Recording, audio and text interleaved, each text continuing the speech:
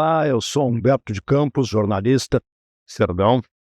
Estamos começando o nosso podcast Diálogos Industriais, um podcast da FPMAC, a Frente Parlamentar da Indústria de Máquinas e Equipamentos, e eu tenho o prazer de receber para este primeiro podcast o deputado Vitor Lippe, que é o presidente da Frente Parlamentar, ele que é do PSDB de São Paulo, absolutamente envolvido com a questão da indústria brasileira e a importância dessa indústria. Deputado Vitor, muito obrigado, bem-vindo a este podcast. E gostaria que o senhor, para começar, nos desse um pequeno panorama do setor de máquinas e equipamentos e da importância desse setor para a indústria brasileira. Bem, na verdade eu escolhi apoiar as indústrias do país, as indústrias que estão no nosso país, exatamente pela importância da geração de empregos de qualidade, porque eu que já fui prefeito lá de Sorocaba, viu, Beto, o grande sonho dos prefeitos era a gente ter indústrias na sua cidade, receber novas indústrias, novos investimentos das indústrias, porque a indústria gera riqueza, gera empregos, paga impostos, tem prestadores de serviço, empregos diretos e indiretos, e ela também traz muitos benefícios aos trabalhadores, inclusive planos de saúde e tudo mais. Portanto, é um ótimo negócio para o Brasil, para os municípios brasileiros ter uma indústria forte.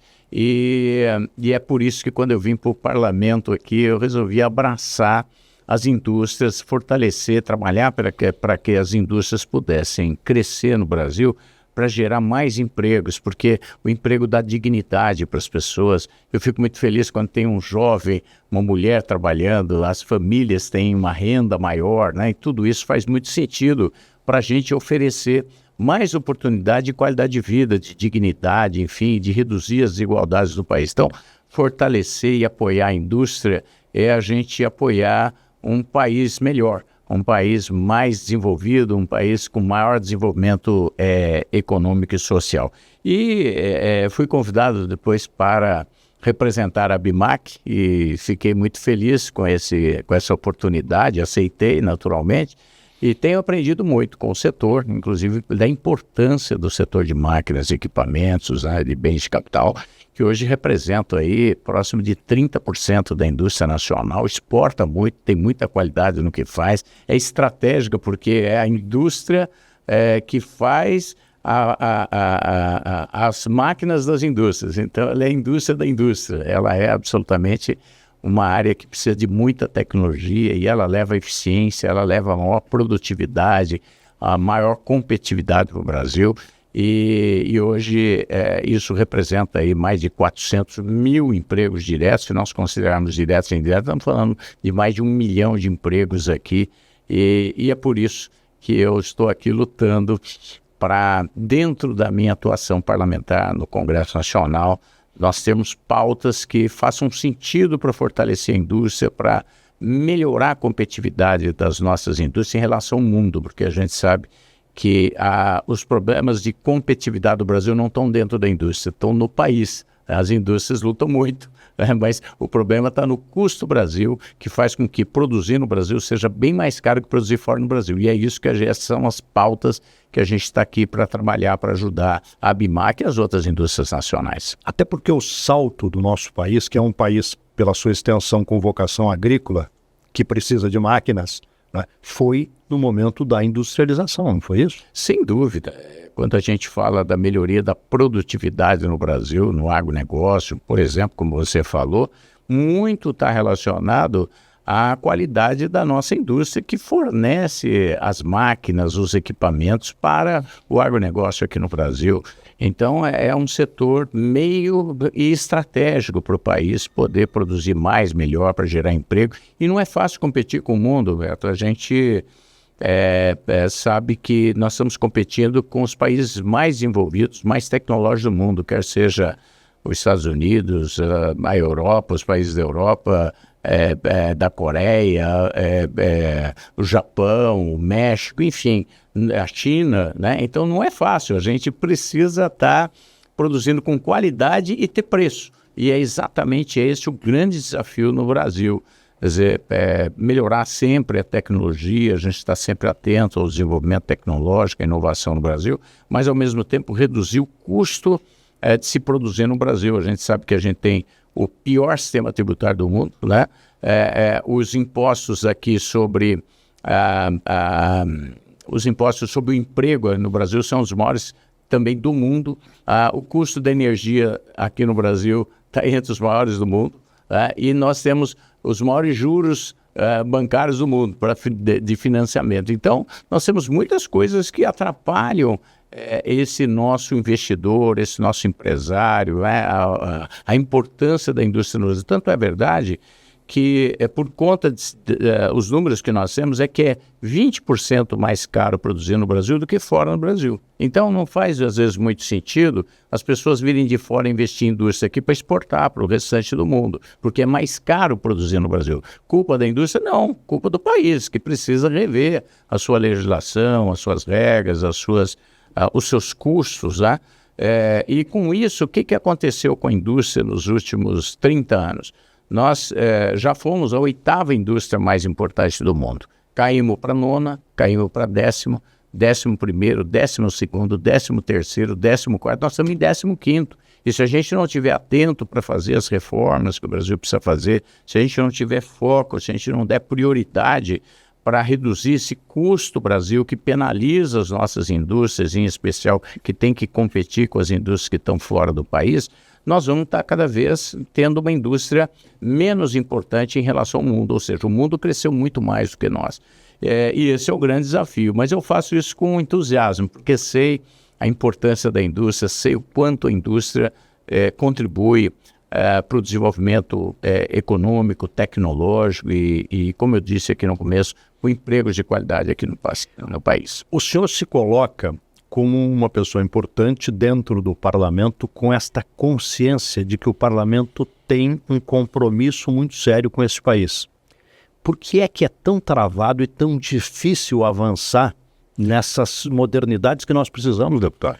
Humberto, talvez uma das maiores virtudes do parlamento é também um dos grandes desafios, um dos maiores problemas do parlamento, que é o quê? Foco no principal. Nós temos 513 deputados, partidos, são mais de 20 partidos, cada um, obviamente, tem as suas prioridades ou tem as suas agendas, as suas pautas. Cada deputado tem a sua pauta local, regional, estadual ou do setor que ele eventualmente conhece ou representa, ou ele tem mais votos. Então, nós temos, assim, um parlamento que tem muitas propostas de projeto de lei ao mesmo tempo. São milhares, todos os anos nós temos projetos de lei sendo apresentados. É legítimo tudo isso, é democrático, é uma casa plural, é uma casa da diversidade. No entanto, quais são as grandes prioridades? Aí é que está. Por isso que nós precisamos ter, e a ABIMAQ foi importante para isso, e outras instituições brasileiras, a gente fazer estudos comparativos para que a gente possa demonstrar os números. Por que as nossas indústrias têm tanta dificuldade? Como é que a gente compara esses dados aqui do Brasil com os dados dos outros países lá fora? Porque as empresas que vêm de fora produzir no Brasil têm as mesmas dificuldades das nossas aqui. Não pense você, não, mas a Toyota, que é japonesa, ela vem para cá, sofre muito também. Ela poderia ter muito mais investimentos no Brasil, como as outras indústrias, e isso não acontece por causa desse custo do Brasil. Então, o que cabe a mim, que gosto de estudar o tema, sei a importância da indústria, me comprometo com a indústria, porque sei que a indústria é essencial ao país, para a gente ter um país forte, competitivo, que possa enfrentar os outros países com igualdade de condições, é a gente ter dados, ter números, ter estudos, coisa que eu individualmente não consigo. Mas a ABIMAQ, porque tem uma boa estrutura de economistas, enfim, de estudiosos, ela consegue fornecer isso para a gente, assim como as frentes parlamentares. Eu participo de várias frentes parlamentares, do Brasil Competitivo, da Frente Parlamentar de Empreendedorismo, e a gente consegue ter estruturas que dão apoio para que a gente tenha números para convencer os outros parlamentares, para demonstrar efetivamente quanto ainda nós temos que corrigir o Brasil para o Brasil ser mais competitivo do que é hoje. Mas muitas coisas boas têm acontecido. Até agora eu só falei de coisa ruim. Eu acho que a gente tem tido bons avanços. A gente fez uma reforma trabalhista aqui, porque o Brasil também era líder mundial em ações trabalhistas, tinha mais ações trabalhistas do Brasil do que todos os países juntos do mundo. Isso é um absurdo. porque as indústrias no Brasil, mesmo fazendo tudo certinho, elas tinham muitas ações trabalhistas. Isso é injusto. Portanto, nós procuramos ter um enfrentamento para ter uma legislação trabalhista mais justa. Nós, sim, queremos punir os que fazem errado, mas punir os que fazem certo, isso não faz o menor sentido. Então, nós fizemos uma reforma trabalhista, nós brigamos muito por ela, melhorou. Né? Mas agora nós precisamos rever novamente que algumas coisas que foram avanços importantes agora estão se tornando novamente elementos frágeis, muitas vezes, que fragilizam as empresas, mesmo aquelas que estão fazendo as coisas certas. Mas conseguimos grandes avanços com a reforma trabalhista. Naquele momento, reduziu em 40% o número de ações no país e em 80% o valor das ações trabalhistas. Então, nós conseguimos, com aquelas contribuições, dar mais segurança para quem dá emprego no Brasil. Embora o tema precisa ser revisitado sempre, é uma luta eterna. Mas fizemos a reforma previdenciária do Brasil. O Brasil estava há 2, 3 anos do caos total das contas das finanças públicas. Isso é muito perigoso.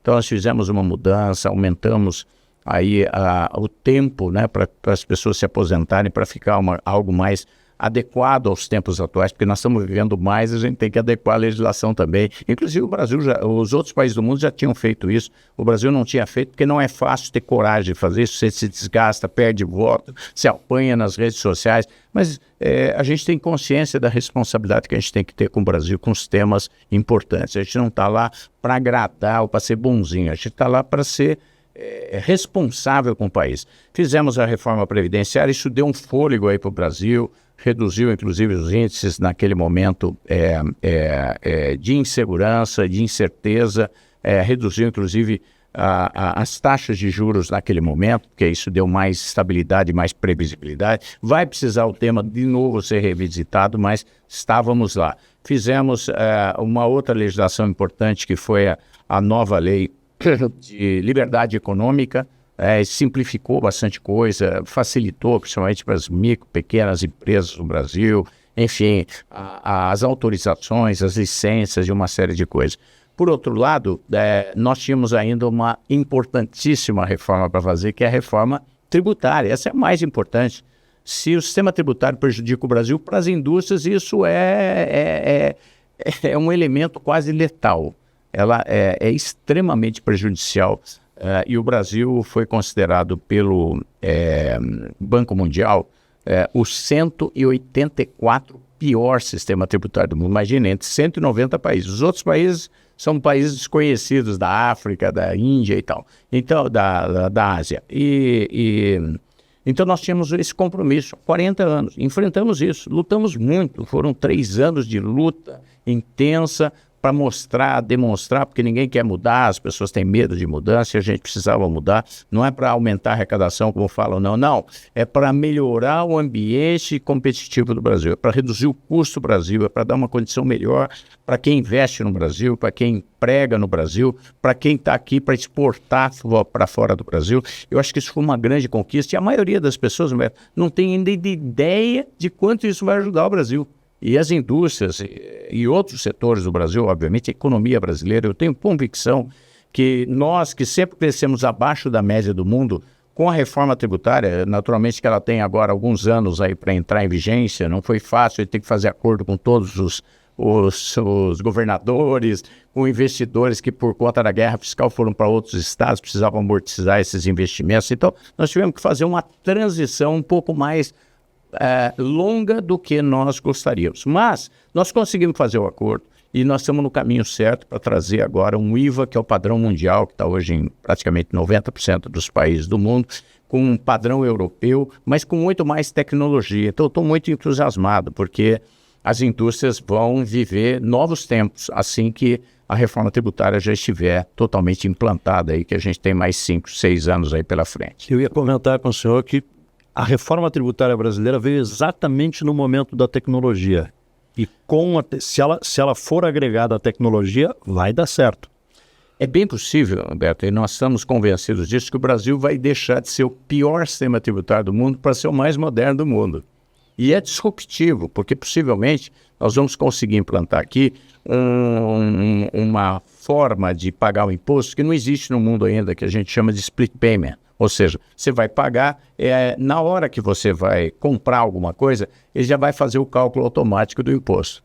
Além de ser extremamente simples, extremamente transparente, ele não vai ter sonegação, porque hoje no Brasil, quem paga os impostos acaba sendo prejudicado por quem não paga. Porque quem não paga vai levar vantagem sobre aquele que paga. Então nós vamos corrigir. Hoje, acredita-se que mais de 27% da economia brasileira seja informal. Isso é muito ruim para quem faz as coisas certas. Mas não é só isso. Nós acreditamos que esse sistema eletrônico, ele dá uma segurança muito grande, ele simplifica, ele reduz custo administrativo. Uma empresa aqui no Brasil, ela gasta 10 vezes mais do que uma empresa fora do Brasil. Isso é estudos do Banco Mundial. Então, já foi o seu lucro ali. As empresas do mundo, elas gastam 0,25% da sua receita para ter aquela estrutura administrativa para pagar o imposto. No Brasil é 2,5% a 4%. Se as indústrias, muitas delas têm um lucro de 2%, já foi o lucro. 2% ou 3%, e você nem conseguiu pagar imposto. E o nosso sistema tributário é tão ruim que a gente chama de manicômio tributário, ou inferno tributário, ou sei lá o que pode ser de pior, né? A gente diz até que a gente acostumou com o inferno, viu, Humberto? Porque é uma coisa inacreditável, inimaginável, o péssimo sistema que a gente tem. Ele é o único no mundo que você paga imposto em cima do investimento, né? O mundo inteiro você tem automaticamente o crédito sobre aquilo que você investe. Então vai reduzir o custo do investimento, mas ele também vai reduzir esse custo administrativo aí, que é de 2%, 3% da receita da empresa. Então isso vai reduzir drasticamente, né? Vai simplificar, facilitar, vai dar mais segurança na hora de você pagar, porque hoje você paga o imposto, aí o fisco diz que não é aquilo, você entra na justiça. E quando você entra na justiça, não é porque você quer, porque aquilo é um passivo para você, porque se você perder do fisco, se você perder na justiça, você vai ter que pagar sucumbência, você vai ter que pagar juros, correção em cima daquilo. Não é fácil, mas às vezes você é obrigado a fazer isso. Conclusão, quanto é que nós temos hoje sendo discutido na justiça? Algo próximo de 7 trilhões de reais. Isso é 70% do PIB. Isso não existe no mundo. O contencioso fiscal dos outros países do mundo, a média é 1 a 2% do PIB. Aqui é 70% do PIB. É 35 a 70 vezes mais. Veja bem como é disfuncional esse país. Sabe quantas normas tributárias nós tivemos já nos últimos 30 anos no Brasil? 450 mil. Quer dizer, imagine uma coisa que mudou 450 mil vezes. É inacreditável. Se a gente contar isso lá fora, eles vão dar risada e falar, isso não existe. Existe. E chama-se Brasil. Então, a gente vai corrigir isso. A gente vai simplificar muito isso e vai acabar essa confusão, essa guerra fiscal, esses impostos, esses cálculos de imposto sobre imposto, que você tem, na verdade, o imposto cumulativo. O Brasil é o único país do mundo que tem imposto cumulativo, que, segundo a BIMAC e outras instituições aqui do país, variam de 8% a 11%, dependendo do setor econômico. Você tem aquele imposto que você não consegue calcular. É inacreditável, isso também não existe no mundo, só aqui que você tem imposto cumulativo. É um imposto que você não consegue calcular exatamente porque ele é por dentro e essa confusão danada. Por conta de você não conseguir calcular, você não consegue demonstrar aquilo. Aí a hora que você vai exportar aquele imposto de 8% a 11%. Volto a dizer, não existe no mundo nenhum país que exporta imposto, só o Brasil. Então, você poderia estar vendendo um produto mais barato. Você poderia ter aquele crédito, certo? Retirar aquele imposto na hora de exportar. Você não consegue fazer isso. Nós vamos corrigir tudo isso com o novo sistema tributário. Eu estou muito otimista, até porque trabalhei, conheço, diferentemente do que dizem por aí. Não, que vai piorar, não vai piorar nada. Vai ser muito bom. Vai ser muito melhor, nós vamos ter um sistema muito moderno, vamos ter um sistema, já como você falou, já que nós somos os últimos praticamente a entrar no IVA, nós vamos já transformar o IVA num IVA eletrônico, segundo o Raul, o IVA 5.0, algo que não existe ainda no mundo, porque a gente tem um ótimo sistema de pagamento eletrônico e tem um ótimo fisco eletrônico. Então a ideia é integrar as duas coisas para que você, na hora que compra alguma coisa, ou por cartão de crédito, cartão de débito, por Pix, automaticamente você tem o cálculo do imposto. Não existe coisa mais simples no mundo. Por sinal, essa experiência foi contada lá na OCDE, que é o maior centro de pesquisas e estudos de IVA no mundo, porque todos os países da Europa usam IVA. Eles têm uma uniformização, uma uniformidade. E nós aprendemos muito com eles nos ajudaram, nos assessoraram muito para que a gente pudesse acertar aqui no Brasil também. E quando o Bernardo Api, que é o secretário nacional, foi lá apresentar essa questão do split payment, que é o novo sistema de pagamento eletrônico, diz que metade da plateia não acreditou, foi embora. E metade ficou muito interessada. Você vê que isso está intrigando o mundo, claro, porque possivelmente a gente vai surpreender o mundo, como a gente surpreendeu com o Pix.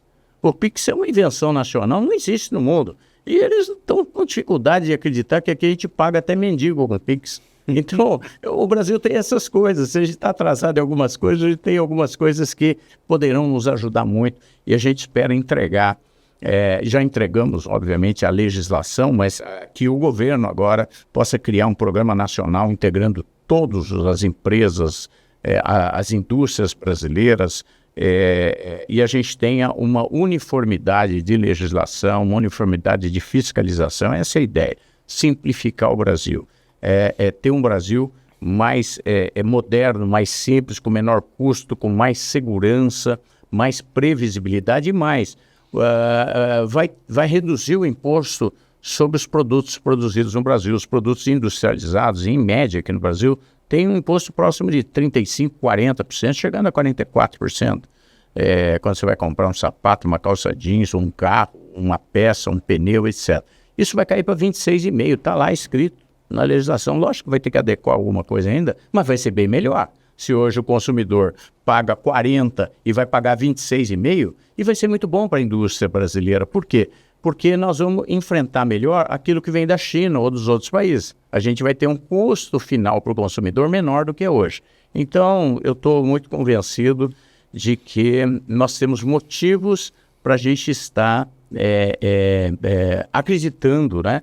Que nós vamos ter um cenário bem melhor e o Brasil vai recuperar a sua indústria, vai inclusive se credenciar, entendo eu. Nós estamos nesse momento geopolítico do mundo, etc. Estados Unidos brigando com a China e vice-versa, né? A Europa desconfiada também, lá não quer depender da China. O Brasil vai ter as condições para ser, para participar das cadeias globais de valor, ou seja, ter produção aqui para fornecer para o mundo. Hoje isso acontece, obviamente, com vários países da Ásia, com o México, mas nós não conseguimos esse status ainda porque o custo aqui é maior. A hora que a gente tiver um ótimo sistema tributário, semelhante com o deles, mas talvez até mais moderno, eu acho que a gente vai se credenciar pelo tamanho do mercado, pelas condições geopolíticas do Brasil, a gente poder entrar no play e falar, bom, agora nós não vamos estar num jogo de futebol disputando 11 contra 9, não. Hoje a gente entra no jogo perdendo 20%. Então, na hora que a gente estiver mais próximo dos outros países, nós vamos ter uma condição de competitividade que vai, sem dúvida, alavancar a indústria nacional, que vai acabar ajudando também no ambiente econômico, né, no crescimento econômico do país, que acredito eu,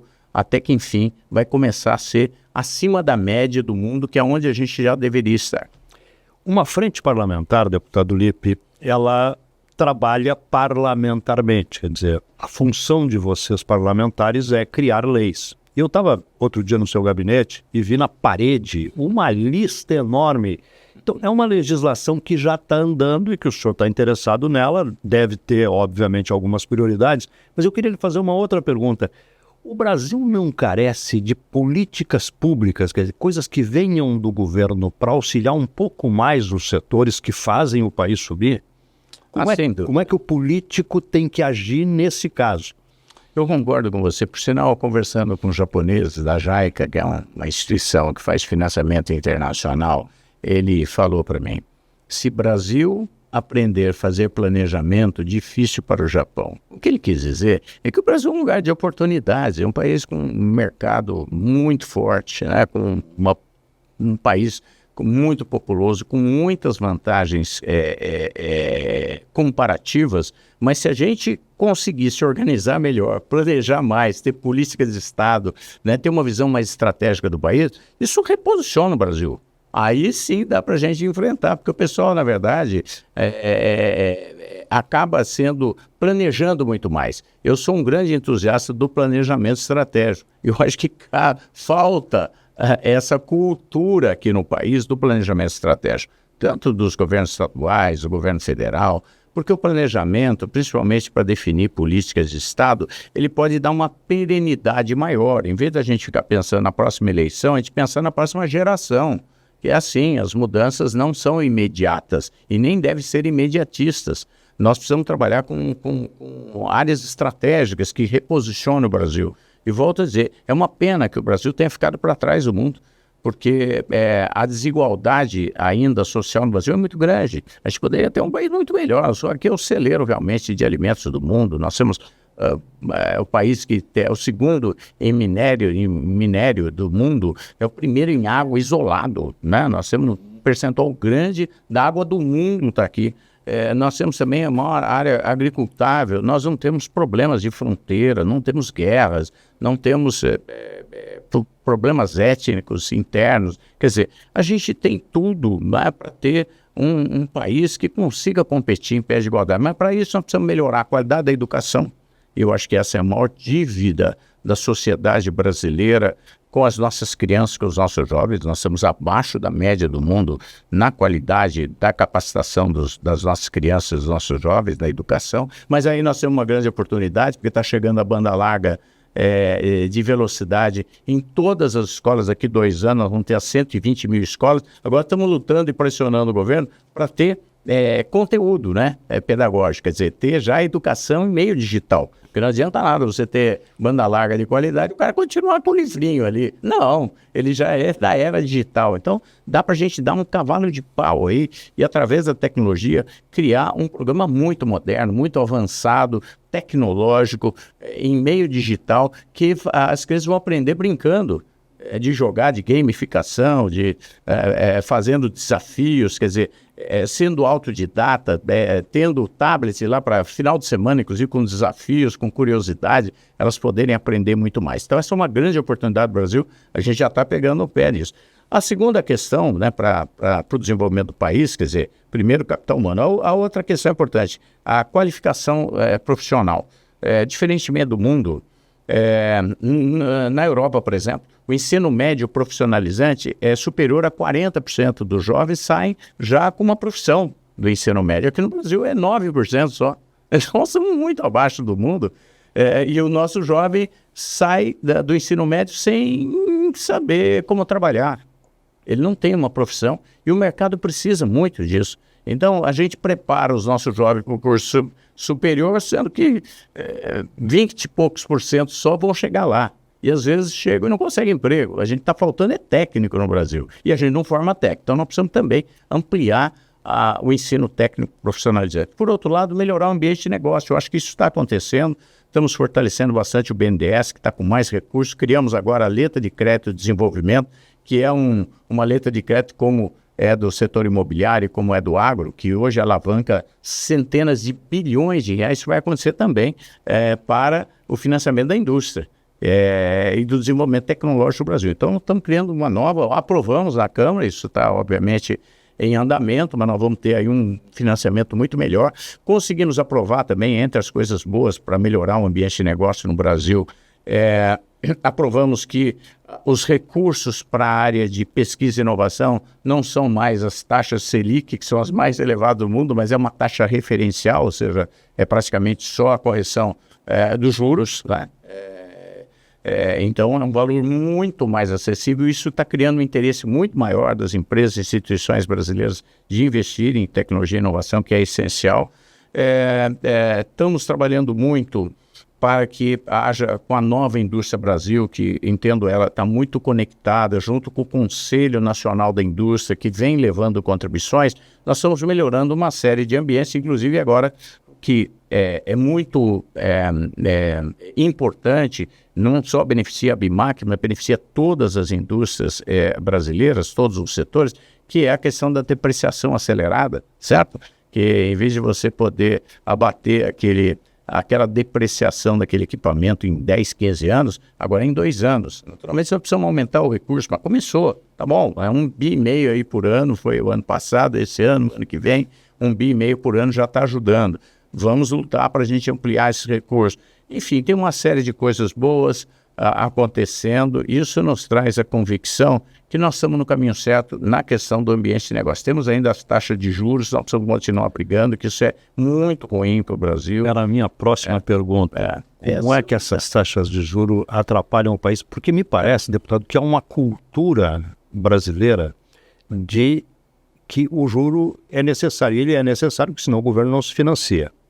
Mas há uma especulação muito grande e eu imagino, se fosse fácil, já tinha terminado, né? Eu acho que está errando na dose, sabe? Eu entendo que quando o juros está alto, quem ganha é o banco. Certo? Ou os rentistas. Não é quem está produzindo, quem precisa de recursos para investir, quem está dando emprego, quem está precisando investir, crescer para enfrentar os outros países. E pior ainda para o governo, porque a dívida dele, né, vai ser corrigida pela taxa Selic. Sim. Isso é um absurdo. Me diga qual é o país do mundo que consegue pagar. Você tem uma dívida. No ano seguinte você tem aquela dívida mais 15, quase isso, 14 alguma coisa, taxa Selic, da dívida pública. Isso é um absurdo. Quem é que vai ganhar isso? É o banco, é óbvio. Quem é que vai... As dívidas são com os bancos. Portanto, eu entendo que para os bancos está ótimo. Eles estão ganhando muito. Agora, para a sociedade isso está muito ruim. Para quem quer investir no Brasil, para o custo do financiamento do Brasil, para a dívida do Brasil, que fica cada vez mais impagável. E vou dizer mais, a pessoa fala, porque o Brasil isso, o Brasil aquilo. Você vai vir pegar o Japão, eles têm 250% de dívida pública. Outros países têm 100 e tantos por cento. O Brasil não é um absurdo. O problema é os juros aqui, que faz com que você fique pagando só a amortização da dívida. Você não consegue pagar a dívida mesmo. Portanto, eu acho que isso é uma distorção, e eu acredito isso que é por conta da concentração bancária. Quando a gente vê dos 10 bancos que mais ganham no mundo, Humberto, onde é que eles estão? 4 deles aqui. Por sinal, tem 5 ou 6 grandes. Desses 5 ou 6 grandes, 4 estão aqui, são os que mais ganham no mundo. Eu costumo sempre, deputado, dizer o seguinte: quando você vê os balanços no jornal Valor Econômico das empresas, quase todas as empresas, na área agrícola, na área industrial, na área de fabricação de máquinas, várias empresas aparecem no ano com o seu balancete com prejuízo. Você não vê, desde que Fernando Henrique fez como era o nome da... É o plano real. O plano de salvação dos bancos, quando tem problema. Desde aquela época, os bancos não têm mais prejuízo. Então, eu desconfio muito e fico muito desconfortável quando a gente tem uma taxa de juros que é a mais elevada do mundo. Será que o Brasil é o pior lugar do mundo? É o país mais inseguro do mundo? É o país com o maior desequilíbrio das contas públicas? Não se justifica os dados comparativos. Eu discuti isso com os bancos, inclusive, porque aqui no Brasil, quando você deve aí no cartão de crédito, é uma loucura. Eles falam que é alto os juros do cartão de crédito, porque as pessoas não pagam. Mas como é que você vai pagar 300% ao ano? Aí eles falam, não, mas nós já baixamos, porque era 500%. 500% ao ano. A inflação é 5%, você vai cobrar 500%. Desculpe, isso é um crime contra a economia popular. Isso é uma apropriação indébita, porque você não pode dever algo que você tem uma correção inflacionária de 5%, vai pagar 500%. Isso nem a agiota cobra isso, e os bancos cobram. Então isso me deixa muito desconfortável. E aí, numa discussão com os bancos aqui do Brasil, com o representante deles, eles disseram, não, mas é porque o Brasil, o pessoal não paga. Eu fui estudar isso uns anos atrás, eu não tenho agora atualizado isso, mas isso há 6 anos atrás, não era verdade. Tanto na Itália quanto na Espanha, a inadimplência era maior do que aqui. Mesmo com esse... Aí eu fui ver, será que realmente, em todos os países do mundo, quando você não paga o talão, o cheque na época, né, ou o cartão de crédito é tão alto assim? Eu fui olhar na época, o Brasil era 500%, o segundo do mundo era 50%. Quer dizer, você ser 10 vezes mais do que o segundo do mundo. O que explica isso? E aí você vai olhar, tem populações, países, onde a inadimplência é maior. Aí, coincidentemente, estão entre as instituições que mais ganham do mundo. Então, isso para mim é muito desconfortável. Lógico que não tem como a gente criar uma lei para controlar taxa Selic, juros, nem ganhos dos bancos. Mas eu espero que isso seja corrigido. A gente tem dado um apoio muito grande para as cooperativas de crédito, que conseguem um custo menor, são mais acessíveis para a população, as fintechs, que a gente espera que a concorrência possa, assim como os Estados Unidos tem milhares de bancos, né? A gente espera que aqui a concorrência possa também dar uma oportunidade de a gente ter um juros mais adequado, eu acho, mais real, mais realista, que permita às pessoas conseguirem um financiamento, porque hoje eu não sei se eu sou cliente do banco ou sou vítima do banco. Se eu for conseguir, por sinal, quando meus filhos eram jovens, eu aconselhei os dois, né? Eu falei, olha, entre as preocupações que vocês têm que ter, não vai beber e dirigir, porque vocês vão ser culpados sempre, pode acontecer uma coisa errada, e aquelas orientações de pai para filho. Eu falei, olha, não pegue dívida, não pegue financiamento em banco, porque senão você vai se dar muito mal. Então, quando você alerta o seu filho para não ir numa instituição financeira, sendo que isso deveria ser para melhorar a sociedade. Eu acredito que isso houve um desvio de finalidade. A finalidade, acredito, era financiar para que você possa pagar depois. Ótimo, eu vou produzir. Agora, como é que você vai pagar com as taxas aqui do Brasil? Eu não sei quanto está agora, sinceramente não tenho isso atualizado, mas até pouco tempo atrás, qualquer financiamento aqui de pequena, média empresa é 30% ao ano. Me diga como é que você vai pagar um financiamento de 30% ao ano? Se é uma grande empresa, é 20 e poucos por cento. Mas como que você vai pagar isso? Não tem nenhuma atividade econômica que você tenha um retorno tão grande.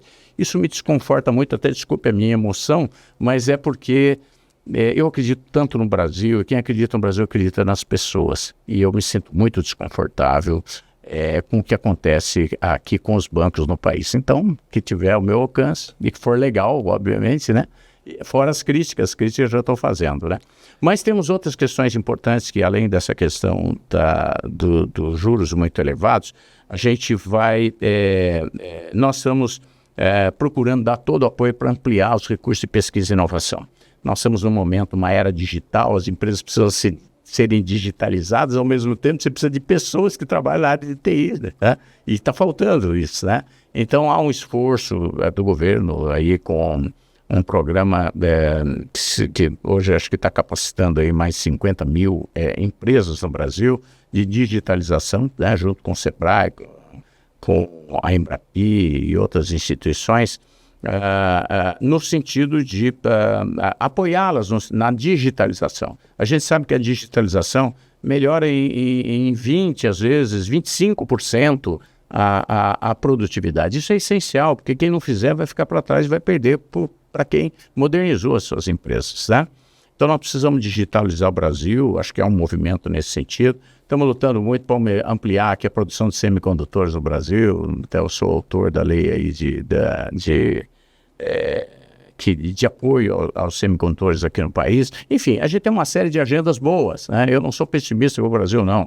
Eu fico bravo com os bancos aqui, porque acho que tem um motivo para isso. Mas, de uma forma geral, eu acho que a gente vai, sim, temos a oportunidade de melhorar a qualidade da educação, como eu falei agora, né? Estamos melhorando o ambiente de negócio no Brasil, reduzindo o custo do Brasil, não tenho dúvida. O Brasil também é grande país dos produtos descarbonizados. Essa é uma agenda mundial.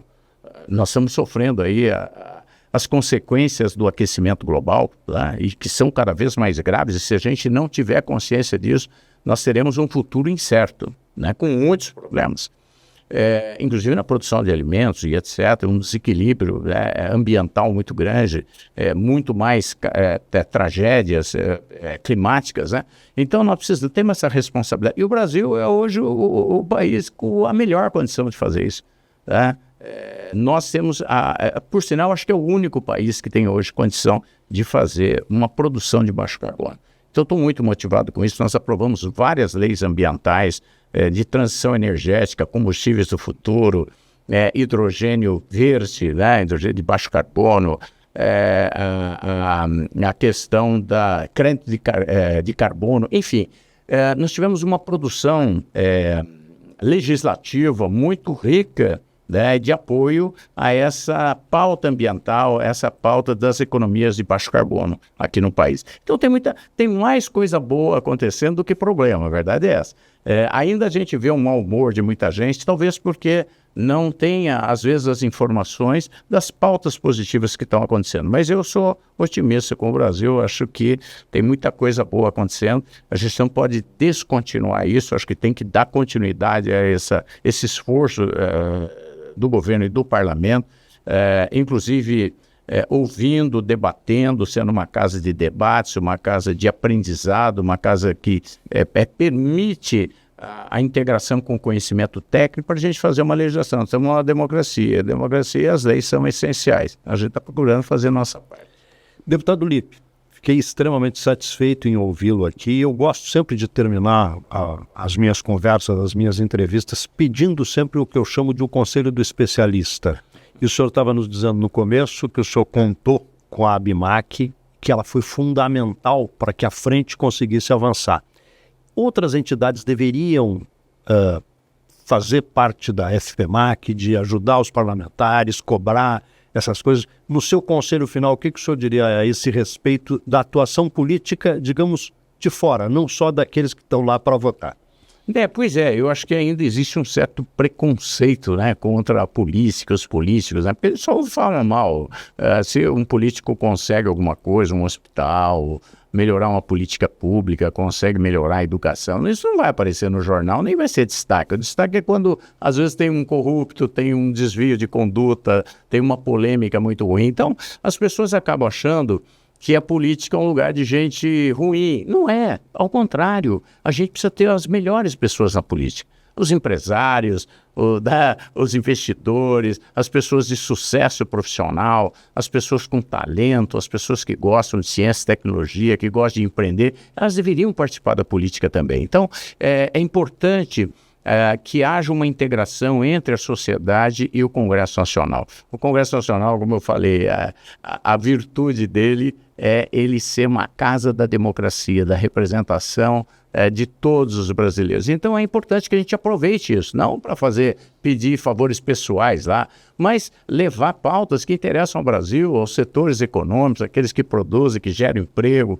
Tem muita gente boa no parlamento, eu acredito no parlamento brasileiro, estou há 10 anos lá, poderia ter tido a oportunidade de fazer outras coisas, mas eu continuo acreditando que o parlamento tem um papel essencial para a gente poder ter um futuro melhor. Então a gente espera ter o apoio de mais instituições, de mais empresas, via ABMAC, via as nossas frentes parlamentares. Nós temos várias frentes parlamentares atuantes no Congresso Nacional e acho que é uma forma importante da gente contribuir para a gente ter um país que possa aproveitar melhor, que possa ser maior do que é hoje, com mais oportunidades, mais competitivo, enfim, um país mais justo, inclusive, para dar mais oportunidades para os que não têm, um país que defenda a democracia, um parlamento que defenda a democracia, que defenda a justiça social, que defenda aqueles que não têm, porque a política foi feita também para os que não têm, né? Porque eles dependem das políticas públicas. Então, eu sou um apaixonado pela política porque sei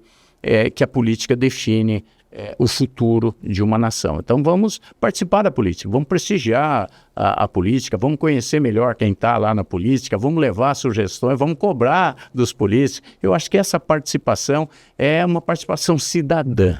Ela contribui para a gente construir um país melhor e mais justo.